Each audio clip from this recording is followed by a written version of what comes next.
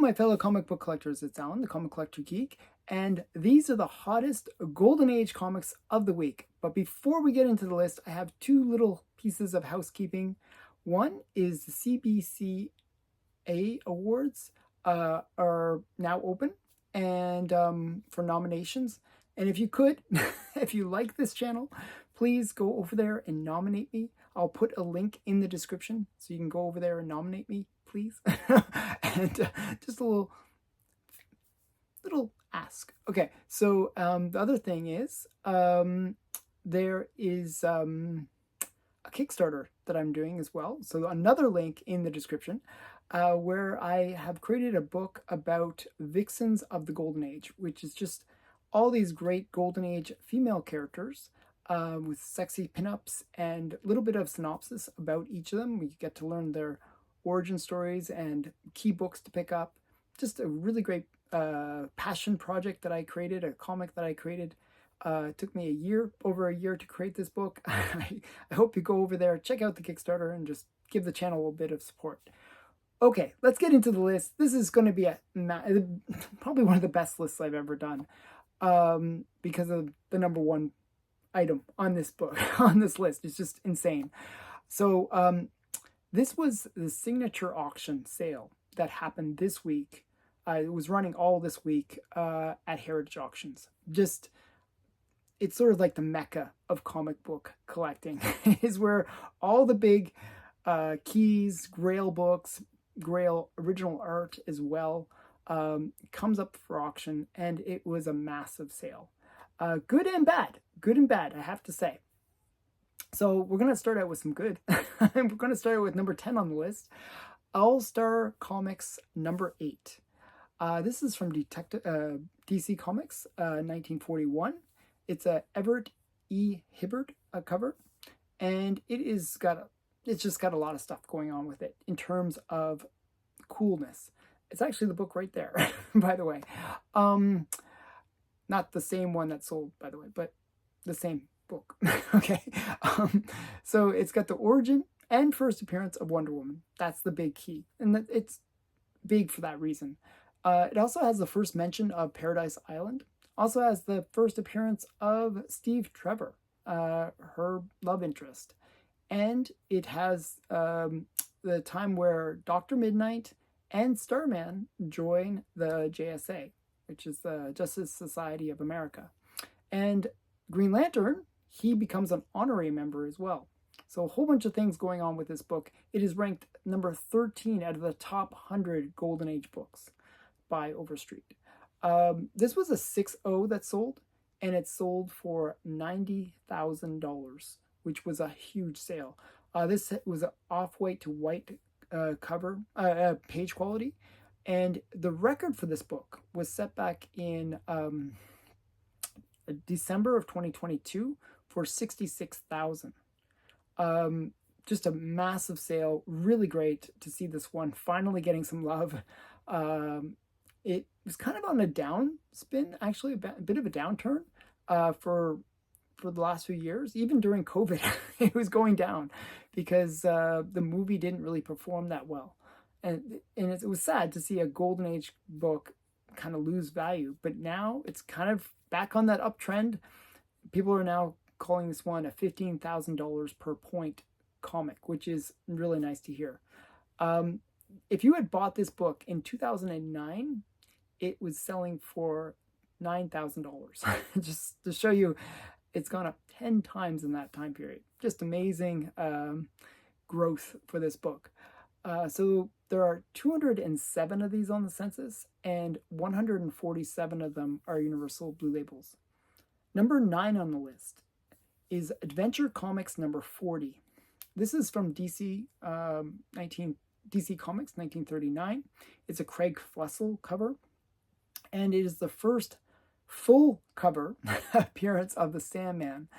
And if you ask my friend Steve Gettner, this is the second appearance of the Sandman. And there was a bit of a dispute about that, where for the longest time, Adventure Comics 40 was considered to be the first appearance of the Sandman. It was only because of the work that Steve had done that he found out that, in fact, New York World's Fair from 1939 was actually the first time that the Sandman had appeared in a comic.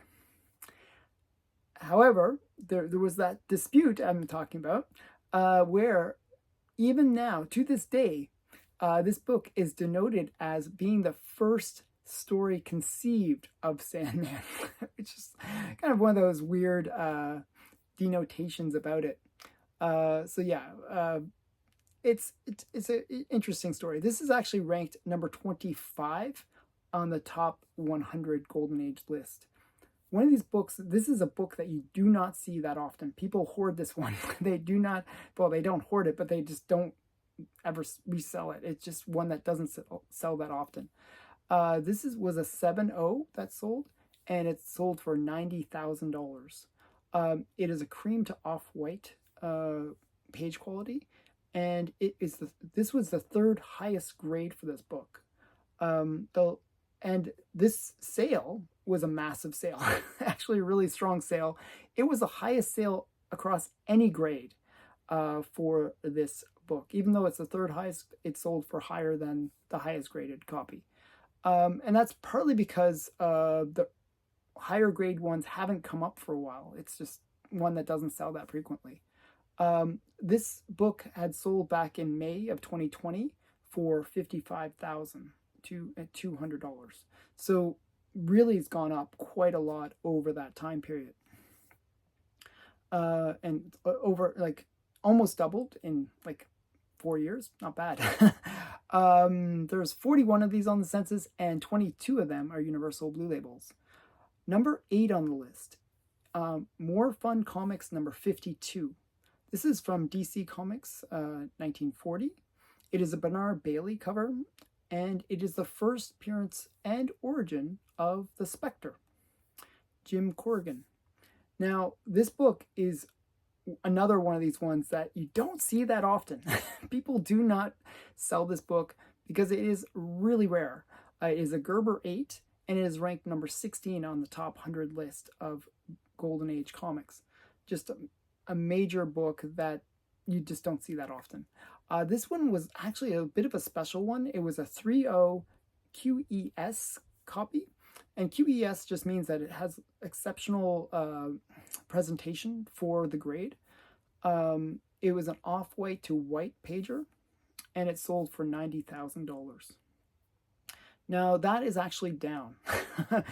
The previous record for this book was set back in March of 2022 for $95,450. So a little bit down off that previous record, about 5%. Not quite sure why, but just it's still a strong sale, but not as strong as it had sold in the past. Somebody got a bit of a good deal on this one. There are 52 of these on the census, and 21 of them are Universal Blue Labels. Number 7 on the list is Detective Comics number 29. This is from DC Comics, 1939. It is a Bob Kane cover, and it is the second Batman cover ever. It's also the first appearance of Dr. Death. And it is a great cover. You got Batman swooping through the window of this secret lab with Dr. Death. Just a really cool cover. This was a 5.0 off-white pager that sold for $102,000. Extra 3 digits there. So $102,000. Just a massive sale. This one had a bit of glue on the cover as well, so just something to be aware of. It denoted it on the CGC notes that it had a small amount of dried glue on cover. But this, and maybe that is part of the reason why this book had a bit of a sale that was weak, a little bit weak, and I'll get into that. The previous record for this book was set back in 2019, December of 2019, for $107,000. So it's down a little bit from that previous record. However, there was actually a sale in 2020, November of 2020, for $78,000. So it's way up from the last sale, but a little bit down from the previous record. So food for thought on that one. It does show that this book is recovering and it's gradually getting back up to those higher standards. There's 76 of these on the census, and 41 of them are Universal Blue Labels. Number 6 on the list is Captain America Comics number 1. This is from Timely, 1941. It is Joe Simon and Jack Kirby cover, and it's a Hitler cover. But that's not the key about it. The key about it is that it is the first appearance and origin of Captain America and Bucky and the Red Skull. So lots of major characters. This one was kind of an interesting one. They really took a chance with it because it does show Captain America punching Hitler.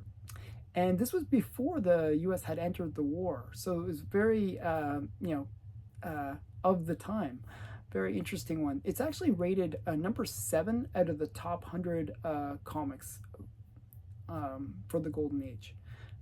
This was a 5.0 white pager that sold for $180,000. Now, the previous record for this book was $180,000, set back in September of 2022. So, price is unchanged. It's just the same price as it had sold for before, but still a great sale. 194 of these on the census, and 96 of them are Universal Blue Labels. Number 5 on the list is Superman number 1.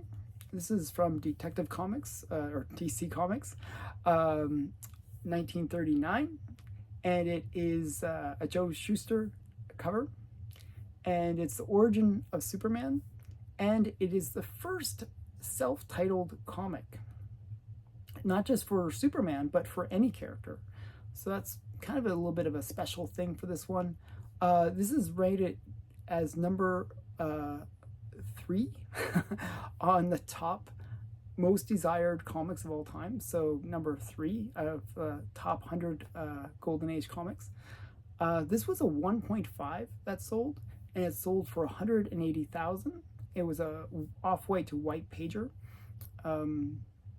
The previous record, though, for this book was set back in June of 2022 for $198,600. So it's a little bit down, about 10% from its prior record.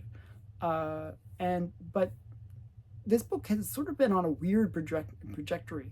It had kind of gone really high during the whole COVID boom for comics, but then crashed afterwards. There was actually a situation where one of them, a higher grade copy, had lost $1 million in value over that time period. Well, the last sale for this one was back in April of 2024, so just recently, where it sold for $137,860. So that sale was kind of where this book had sort of come down to. Well, so this $180,000 sale actually shows some strength again for this book, that it's kind of recovering from that crash that had happened for Superman 1. Sad, but it's true that Superman 1 had this kind of dramatic fall, but it's recovering, which is a good sign. There's 183 of these on the census, and 78 of them are Universal Blue Labels. Number 4 on the list is Marvel Comics number 1. This is the November issue, and I'm going to get into that a little bit more. It is Timely, 1939. Frank R. Paul did the cover, and it is the first Timely comic. That's the key about it, but it's also the first appearance of a whole bunch of Marvel characters. The Human Torch, Masked Rider, Khazar, Angel, Jungle Terror. Just a whole bunch of key characters for the Marvel Universe in the Golden Age. This is rated as number 4 out of the top 100 Golden Age comics. And it is just it also has the origin of Submariner as well. So just a whole bunch of things going on for it. This is also one of those ones where there was a little bit of controversy that It was originally believed to be the first appearance of the Submariner, but then it turned out that there was an earlier comic that was discovered much, much later, actually, that had an earlier appearance of the Submariner. Just a very interesting situation. So this was a 4.5 cream to off-white comic that sold for $288,000. This is way down, actually. The previous record was set back in January of 2022 for $360,000. So it's way down from that previous record. And the previous record was also for a November issue. Now, why did I say it's a November issue? Well, there's actually an October issue. So this book actually was a reprint. There's two versions of it. Where it says in the top right corner, November or October. Now, the October is obviously the first printing, and the November, they re-released it, was the second printing. Most times when they look at the census, they combine the two, November and October. But some collectors will actually pay a premium for that October date. So something to be aware of. So if you're going to buy Marvel Comics #1, make sure you get the October date. Or get both, and then you got the set.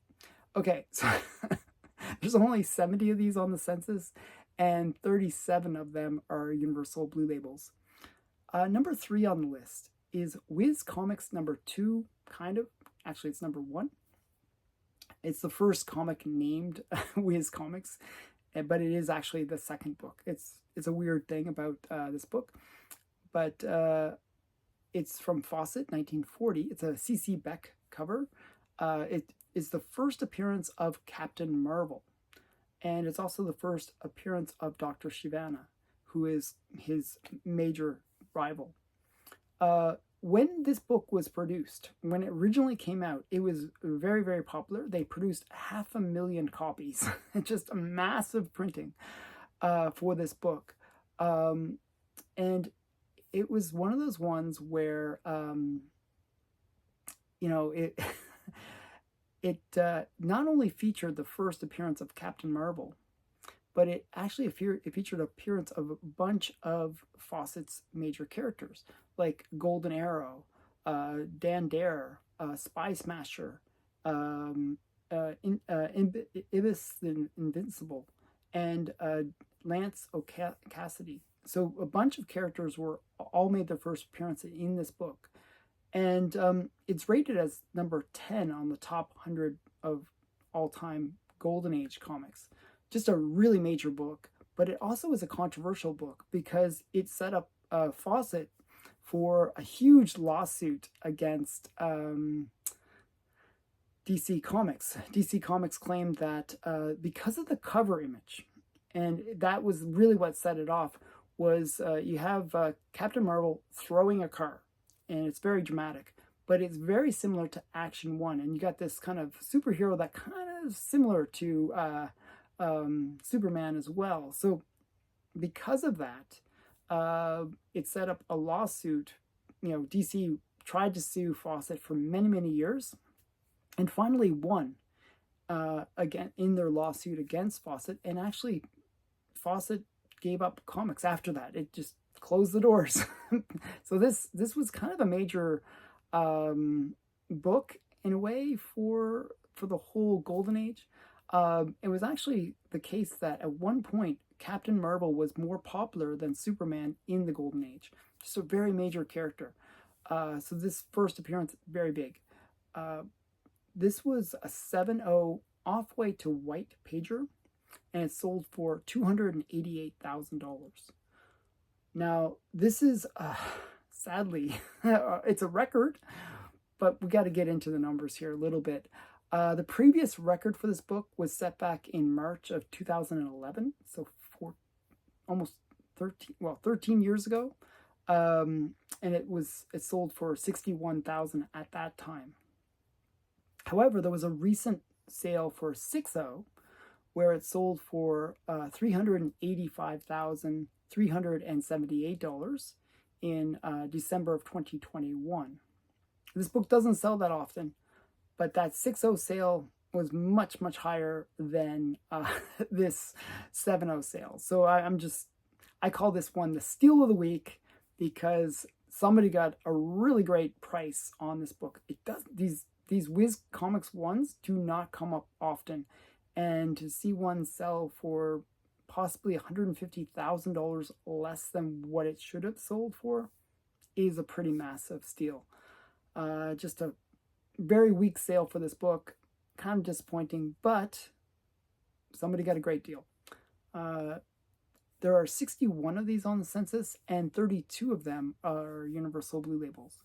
Number 2 on the list is Detective Comics number 27. This is from DC, 1939. Bob Kane cover. And it is the first appearance of Batman and also Commissioner Gordon, but the big key is Batman. And it's great. He's on the cover. It's a great, beautiful cover. And this was interesting sale because it was a 4/5 tan to off-white pager, and it sold for $675,000. Now, the previous record for this book, this was a brutal sale, actually. The previous record for this book was set back in January of 2022 for $1.14 million. So this book is down almost half. Just brutal, brutal sale for this book. And the thing is, the one that sold back in January of 2022 was the same book. So not only is it down half, so somebody paid 1.1 million for it, and now they tried to sell it several years later to, get their money back or more. Didn't do so well. A very, very disappointing sale for this book. Another steal, I guess. There are 77 of these on the census, and 36 of them are Universal Blue Labels. Number 1 on the list is not a comic. Actually, not a comic.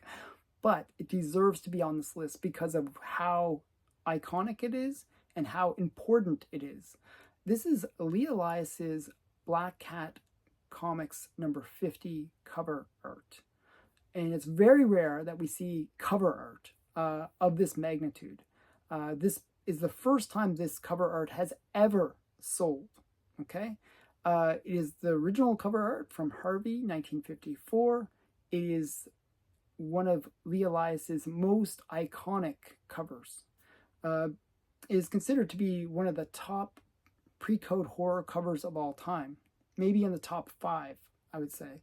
It's just this horrific, horrific, guy's face is literally melting. His hands are melting from eating uranium. Just insane cover. Just one of the top ones. And the size of this is 11 by 15.75 inches. So it's a fairly large piece.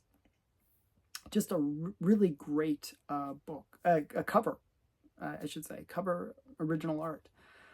Now, this was, so how much did it sell for? That's the big thing. Well, it sold for $840,000. Just a massive sale. And I actually thought maybe it could reach that $1 million mark, but just shy of that $1 million mark. But to put this in perspective, because there is no previous sales for this cover art, to put this in perspective, another very classic pre-code horror cover art sold back in 2020 for $174,000. And what was that cover art? Well, that cover art was Chamber of Chills 19, which is the classic girl with a cup cover art.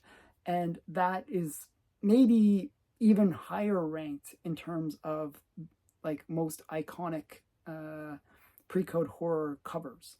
So for this one to sell for 4 times that, it's just a massive sale. That just shows the appreciation for this cover and this artwork. So just a really great sale, and I figured that's a really great way to end this top 10 list. What did you think of the list? Did you see any books that you might have wanted to get based on potential prices? Were you any of these ones that you had bought? I'd love to know who bought these. These would be pretty cool books to own. Any comments? Put them in the comments below, and please remember to give me a like and sub if you haven't subbed already, and check out my Kickstarter, and check out the Comic Book Awards where you can nominate this channel. I really do appreciate it. Thanks for watching. Bye for now.